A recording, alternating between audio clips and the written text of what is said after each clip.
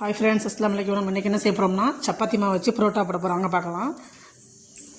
அதுக்கு வந்து நான் சப்பாத்தி மாவுலாம் 2 மணி நேரத்துக்கு முன்னாடியே பிணைஞ்சி வச்சுட்டேன். நல்லா மாவு ஊறிடுச்சு. நான் அதை வீடியோ எடுக்க மறந்துட்டேன். பாதையில் தானே போட்டிருப்பேன் வீடியோ பாருங்கள். 2 மணி நேரம் ஆகிடுச்சு. பேடா போட்டு நம்ம சப்பாத்தி மாவு மாதிரி போட்டு எல்லாம் மாவு பிணைஞ்சி வச்சுங்க. பிணைஞ்சி வச்சுட்டு பேடா போட்டுட்டு இது மாதிரி ரொட்டி வீசுகிற மாதிரி எல்லாம் வீசி நல்லா இது மாதிரி பண்ணி வச்சுக்கணும்.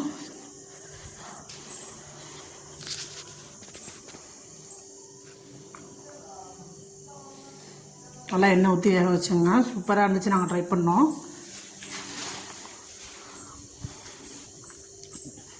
கோதுமை மாவு புரோட்டா நம்ம சப்பாத்தி போடுவோம்ல, இப்போ வந்து புரோட்டாவை போட்டாச்சு.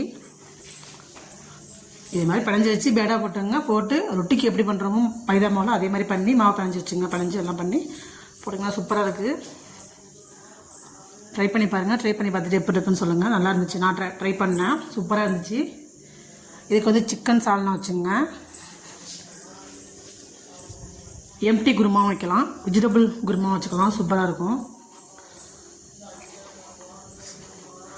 இது மாதிரி ரொட்டி நல்லா அடிச்சுங்க. அப்போ தான் நல்லா பொசு பொசு நல்லாயிருக்கும், டேஸ்ட்டாக இருக்கும்.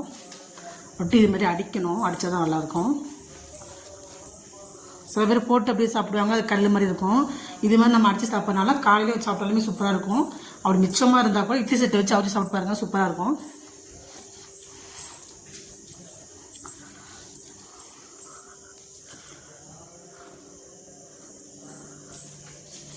இந்த வீடியோ பிடிச்சிருந்தா லைக் பண்ணுங்கள், கமெண்ட் பண்ணுங்கள், ஷேர் பண்ணுங்கள்.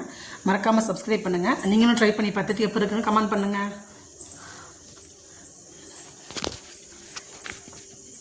அரை கிலோ மாவு போட்டு நான் பிணைஞ்சேன். குருமா வச்சாச்சு. குருமா வச்சு இந்த ரொட்டியை எடுத்து வச்சு குருமா ஊற்றி சாப்பிட்டு பாருங்கள். அப்படி தான் சூப்பராக இருந்துச்சு. ட்ரை பண்ணி பார்த்துட்டு எப்படி இருக்குன்னு சொல்லுங்கள். நீங்களும் ட்ரை பண்ணுங்கள். நல்லாயிருக்கும்.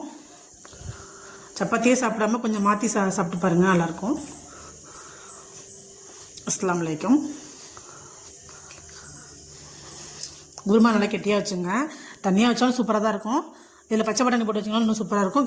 வெஜிடபிள் போட்டு வச்சாலும் நல்லாயிருக்கும். எம்டியாக வச்சா நல்லாயிருக்கும். இந்த ரொட்டிக்கு சாப்பிட்டு ட்ரை பண்ணி பாருங்கள். அஸ்ஸலாமு அலைக்கும்.